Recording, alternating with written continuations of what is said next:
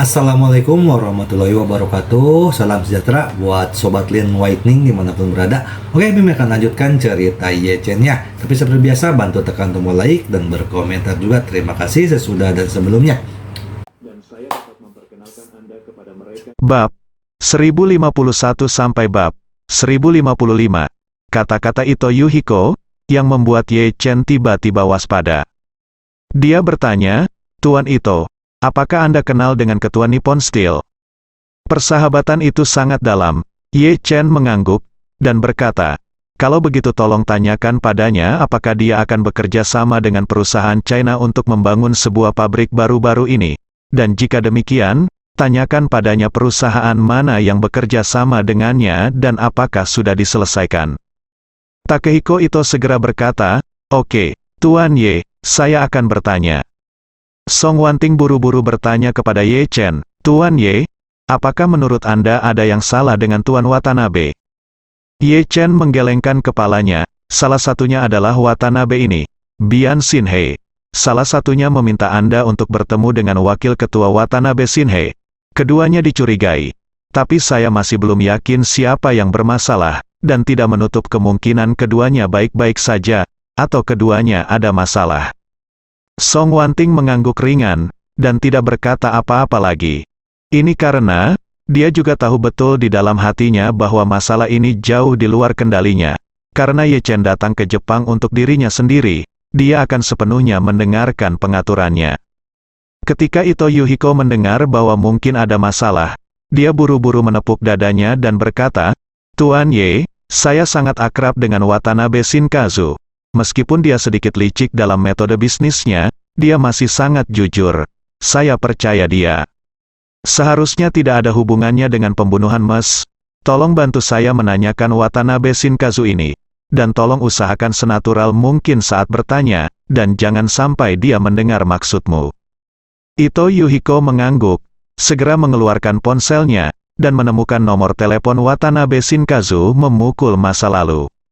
Telepon terhubung dengan cepat, dan suara malas datang, "Hei, Ito, apa yang kamu panggil bajingan sepagi ini?" Ito Yuhiko tertawa dan berkata, "Watanabe, di mana kamu sekarang?" Watanabe Shinhei menguap, "Aku sedang tidur. Di mana lagi saya bisa, ada apa denganmu? Jika tidak ada yang penting, biarkan aku tidur sebentar." Ito Yuhiko berkata, "Saya mendengarkan Anda mengatakan ingin bekerja sama dengan perusahaan China. Apakah ada perusahaan dengan niat yang dikonfirmasi?" Watanabe Shinwa bertanya dengan rasa ingin tahu, apakah Anda berencana memasuki industri baja?" Ito Yuhiko berkata, "Tidak, saya hanya bertanya kepada Anda. Kebetulan saya mengenal beberapa teman di China, dan jika kerjasama Anda belum diselesaikan, saya mungkin dapat membantu Anda terhubung." Watanabe Shinwa berkata, "Kami memang telah mempertimbangkan masalah ini, dan tampaknya baru-baru ini, saya terhubung dengan beberapa perusahaan China yang kuat, tetapi saya akan menyerahkan ini kepada Hashimoto." Ito Yuhiko bertanya, "Hashimoto? Apakah itu Hashimoto Kinzai?" "Iya." Dia berkata, "Sejujurnya, kerja sama membangun pabrik semacam ini bukanlah bisnis besar bagi Nippon Steel secara keseluruhan. Saya tidak bertanya secara langsung, tetapi jika Anda memiliki teman yang ingin bekerja sama, maka saya bisa melakukannya, menjual wajahmu." Ito Yuhiko berkata sambil tersenyum, "Kalau begitu, saya akan berterima kasih sebelumnya. Tetapi apakah Hashimoto sudah mengonfirmasi pasangan? Jika dia sudah memiliki kandidat yang dikonfirmasi, pihak saya saya khawatir tidak pantas untuk mengantre." Watanabe Shinwa berkata dengan acuh tak acuh, "Kamu tidak perlu khawatir apakah Hashimoto cocok atau tidak. Dia senior pekerja migran. Jika saya tidak bertanya tentang apapun, dia akan memutuskan. Tetapi jika saya bertanya, dia hanya bisa menuruti perintah." Ito Yuhiko tertawa, "Oke, saya tahu, saya akan menanyakan detailnya kepada teman saya, dan saya akan menghubungi Anda jika perlu." Watanabe Shinka berkata, "Apakah kamu baik-baik saja? Jika tidak ada yang lain, saya akan menutup telepon dulu dan pergi tidur." "Oke, tidurlah." Setelah menutup telepon, Ito Yuhiko berkata kepada Ye Chen, "Tuan Ye, Sepertinya Watanabe benar-benar tidak tahu tentang ini. Dia bahkan tidak bertanya pada Mes Song dan Hashimoto Jin berbicara tentang kerja. Sama terlebih dahulu, bagaimana Anda bisa berpartisipasi dalam pembunuhan Mes Song? Wanting tegas dia berkata, benar. Hashimoto yang menelepon saya lebih dulu dan meminta saya pergi ke Kabupaten Tama Barat untuk menandatangani kontrak dengan ketua Ye Chen mendengus dingin. Sepertinya masalahnya terletak di Hashimoto ini. Pertama-tama, dia pasti sengaja menipu Anda untuk pergi ke Kabupaten Tama Barat, dan kemudian mengatur penyergapan di jalan pegunungan di Kabupaten Tama Barat. Song Wanting bertanya dengan sangat bingung. Tuan Ye, saya tidak mengerti mengapa Hashimoto Jinsu ingin membunuh saya. Saya mengatakan kepadanya tidak ada ketidakadilan atau permusuhan, dan tidak ada persimpangan sebelumnya. Mengapa dia berencana membunuh saya? Ye Chen berkata dengan dingin.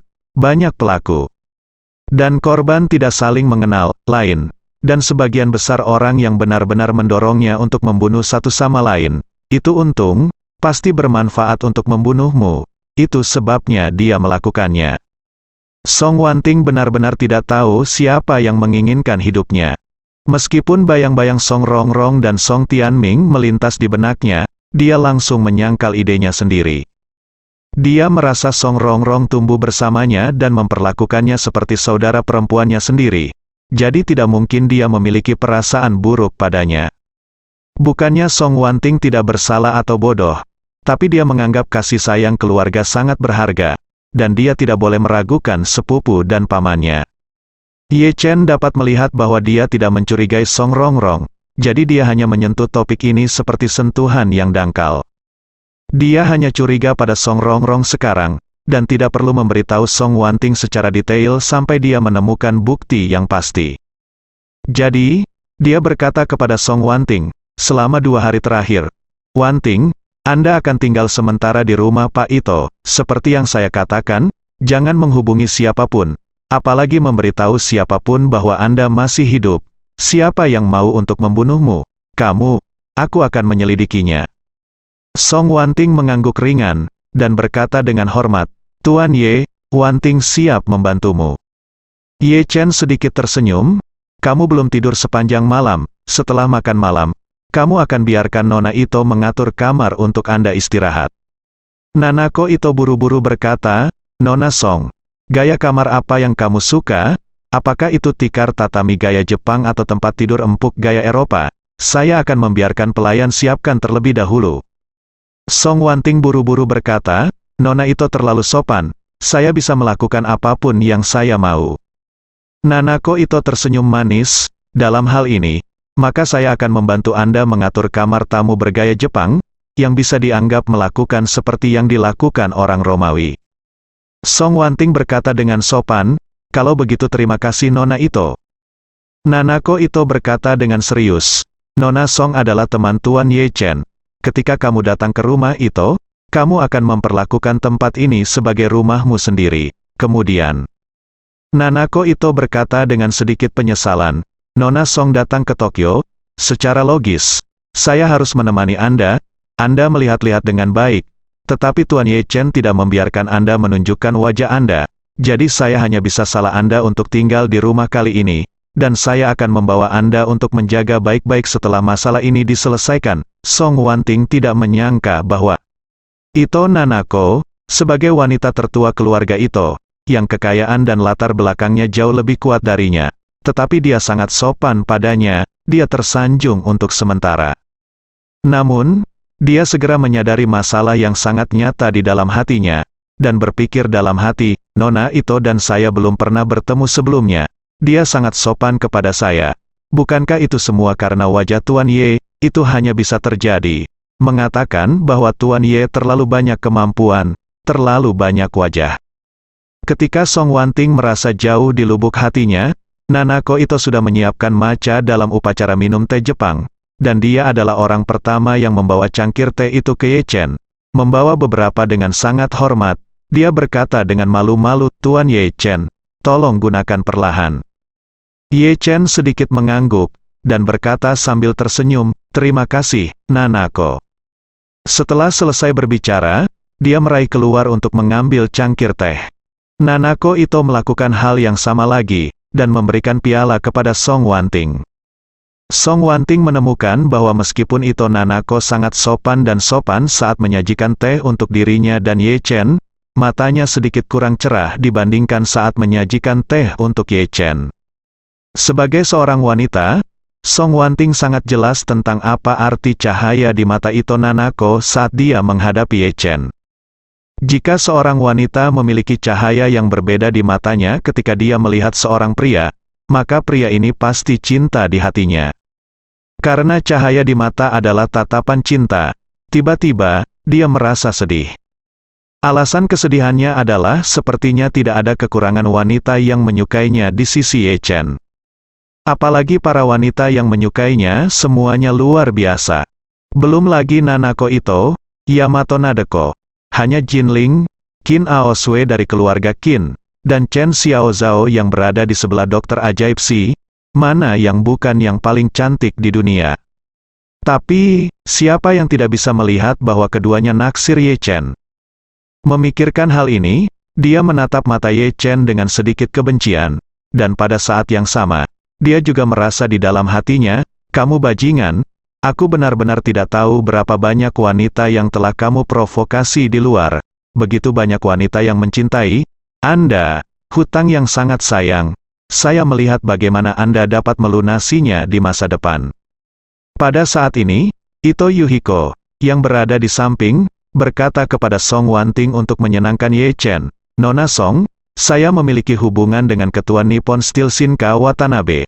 Jika Anda masih perlu bekerja sama dengan Nippon Steel, setelah penyelidikan masalah ini dan pembunuhnya dihukum berat, saya dapat membantu Anda terhubung dan memperjuangkan kondisi terbaik untuk kerjasama. Song Wanting mengucapkan terima kasih banyak, Pak Ito. Nanako Ito, yang sedang membuat teh di sebelahnya, menjadi bersemangat saat mendengar kata-kata Ye Chen. Dia tahu bobot kata-kata Ye Chen. Pada awalnya, cedera saya juga sangat serius, dan saya bahkan tidak berani membayangkan bahwa saya akan memiliki kesempatan untuk pulih dalam hidup ini. Tetapi yang tidak saya duga adalah bahwa Ye Chen dapat dengan cepat menyingkirkan semua itu. Sakit hanya dengan satu pil. Tidak hanya itu, kebugaran fisik saya juga mengalami perubahan dan peningkatan yang luar biasa. Oleh karena itu, Nanako Ito percaya bahwa selama Ye Chen mau, dia akan dapat mengembalikan tubuh ayahnya ke keadaan semula. Tentu saja, Nanako Ito tahu betul bahwa Ye Chen pasti tidak akan bisa meregenerasi anggota tubuh ayahnya yang terputus, tapi setidaknya dia bisa memulihkan kondisi fisik ayahnya. Kalau begitu, selain kehilangan kakinya, ayahnya setidaknya orang yang sehat. Tidak seperti sekarang, seluruh tubuh sakit, sangat kuyuh, dan itu membuat orang merasa tertekan. Oleh karena itu, dia segera meletakkan perangkat teh di tangannya, bangkit dan membungkuk dalam-dalam kepada Ye Chen, dan berkata dengan rasa terima kasih, Tuan Ye Chen, terima kasih banyak. Yuhiko Ito juga mengetahui kemampuan Ye Chen. Pada awalnya, dia mencoba segala cara untuk menemukan semua ahli di Jepang, tetapi tidak ada yang punya solusi atas cedera putrinya. Dia bahkan berpikir bahwa putrinya tidak akan dapat dipisahkan dari kursi roda selama sisa hidupnya, dan dia bahkan berpikir bahwa kondisi fisik putrinya mungkin akan semakin buruk di bawah pengaruh cedera itu. Tapi dia tidak pernah bermimpi bahwa Ye Chen benar-benar bisa membantu putrinya pulih. Bukan hanya kembali normal, tetapi langkah maju yang besar. Ini cukup untuk membuktikan bahwa Ye Chen adalah orang dengan kemampuan hebat dan kekuatan gaib. Oleh karena itu, dia tidak bisa menyembunyikan tangannya yang bersemangat dan berkata, Tuan Ye, merupakan berkah yang luar biasa bahwa Anda bersedia memperlakukan saya. Kebaikan Anda yang luar biasa tidak akan pernah dilupakan. Ye Chen tersenyum dan berkata dengan serius, Tuan Ito tidak perlu bersikap sopan, aku, Ye Chen, selalu bertingkah seperti ini.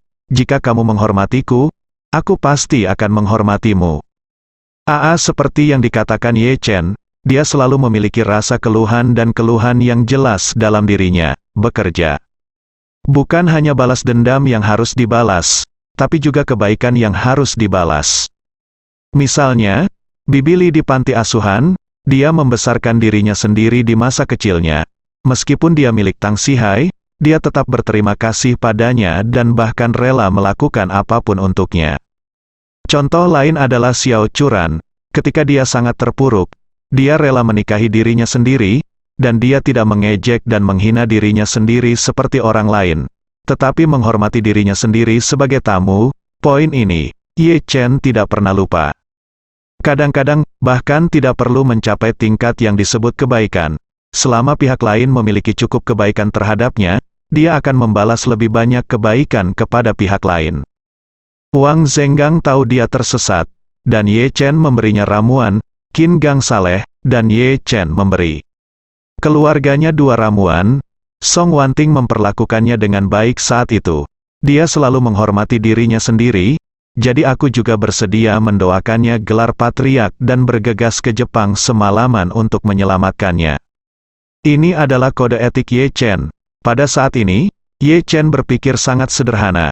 Meskipun Yuhiko Ito agak shock sebelumnya, karena dia menyelamatkan Nanako Ito dan membantu keluarga Ito melewati krisis, dia langsung tahu jalan pulang. Bisa dikatakan dia sangat berpengetahuan tentang urusan saat ini. Apalagi kali ini dia sangat prihatin dengan kedatangannya ke Jepang dan hal-hal yang ditemui Song Wanting, dan dia benar-benar melihat ini di matanya. Karena dia sangat tegak, dia memiliki kekuatan untuk membantunya memulihkan tubuhnya.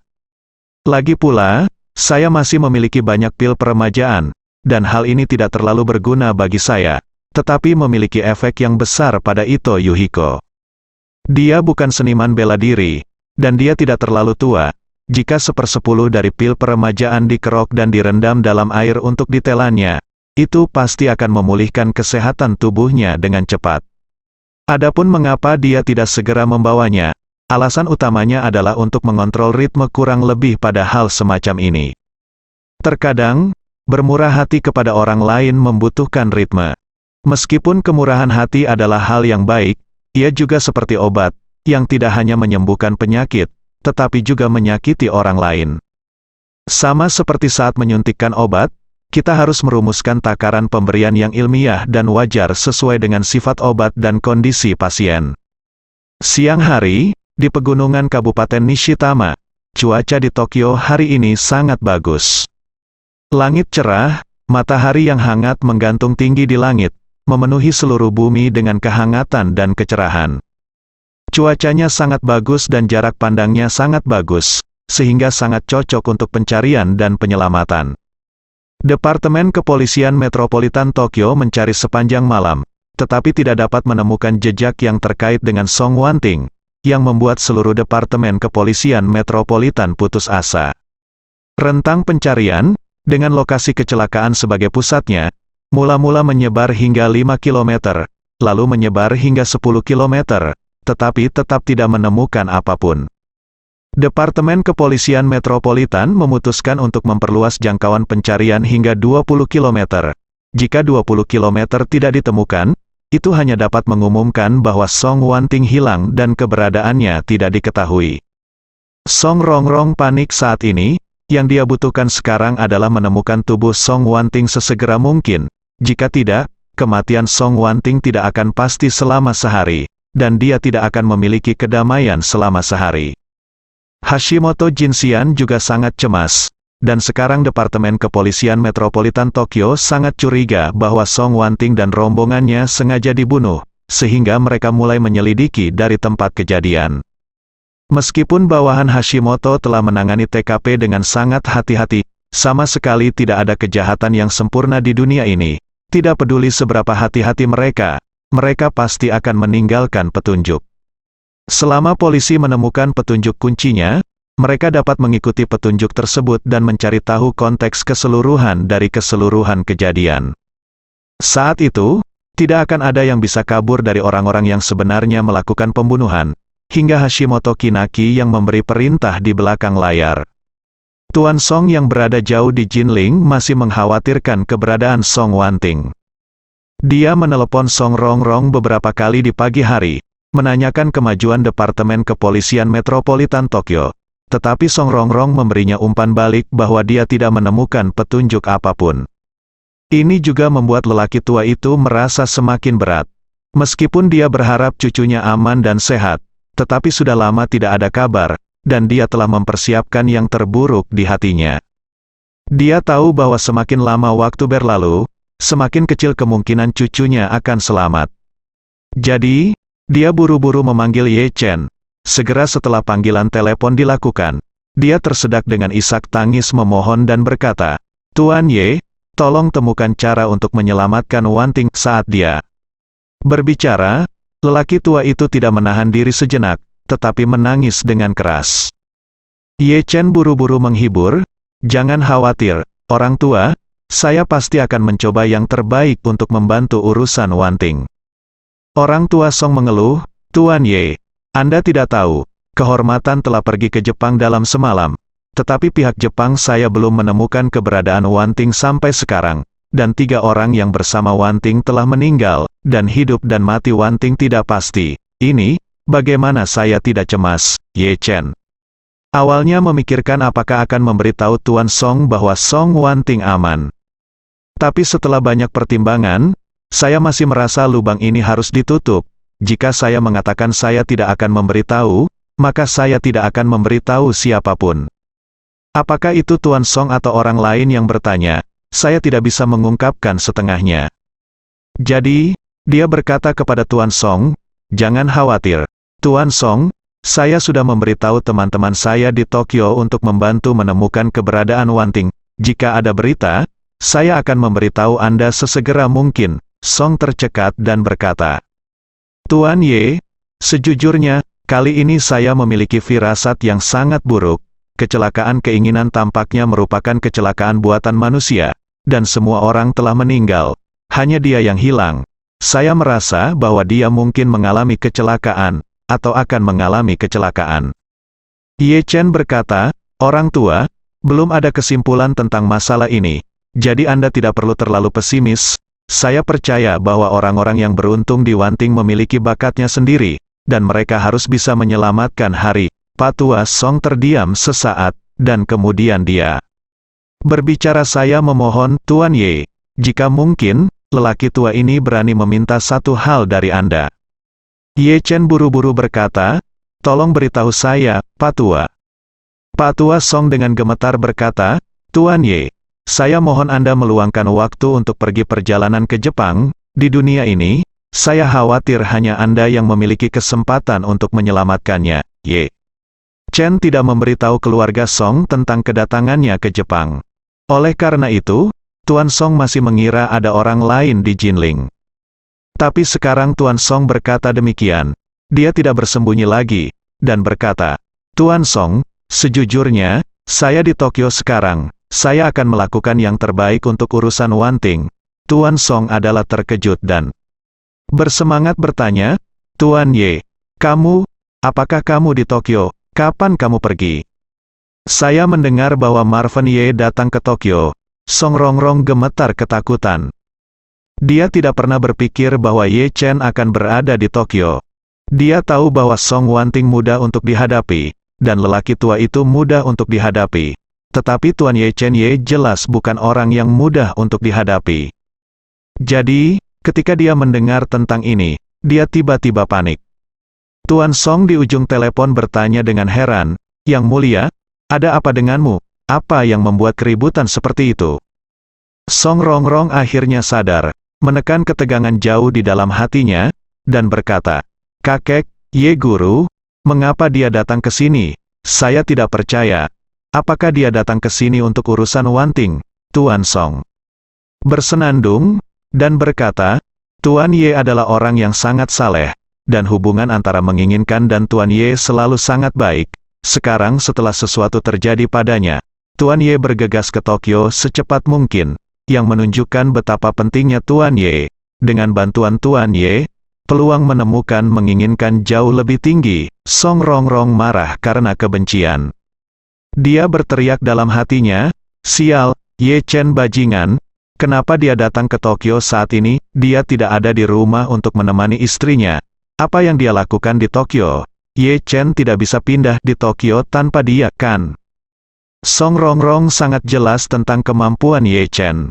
Itu sebabnya dia khawatir. Di satu sisi, dia khawatir dia akan terungkap di depan Ye Chen. Di sisi lain, dia juga khawatir apakah Ye Chen benar-benar dapat menemukan Song Wanting.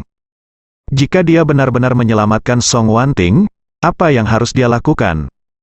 Pada saat ini, Tuan Song melihat bahwa dia sudah lama tidak menjawab, dan bertanya, "Yang mulia, apakah Anda masih mendengarkan?" Song Honor dengan cepat berkata, "Saya mendengarkan, saya mendengarkan." Setelah selesai berbicara, dia dengan cepat mengungkapkan pendapatnya lagi. "Kakek, senang sekali Tuan Ye bisa datang, saya merasa lebih nyaman sekarang." Tuan Song berkata, "Ya, saya mendengar bahwa..." Tuan Ye berkata bahwa dia telah tiba di Tokyo.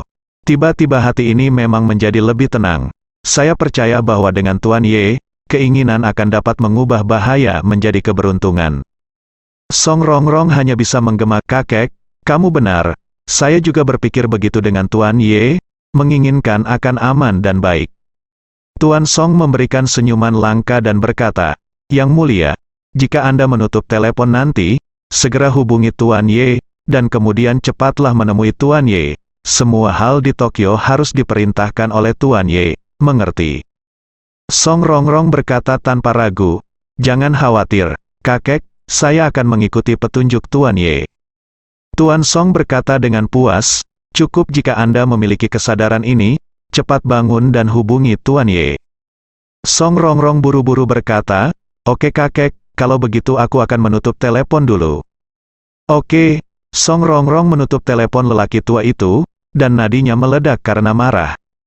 Tidak dapat mengendalikan emosinya, dia membanting tinjunya ke meja kopi kaca, menghancurkan meja kopi kaca temperet berkeping-keping.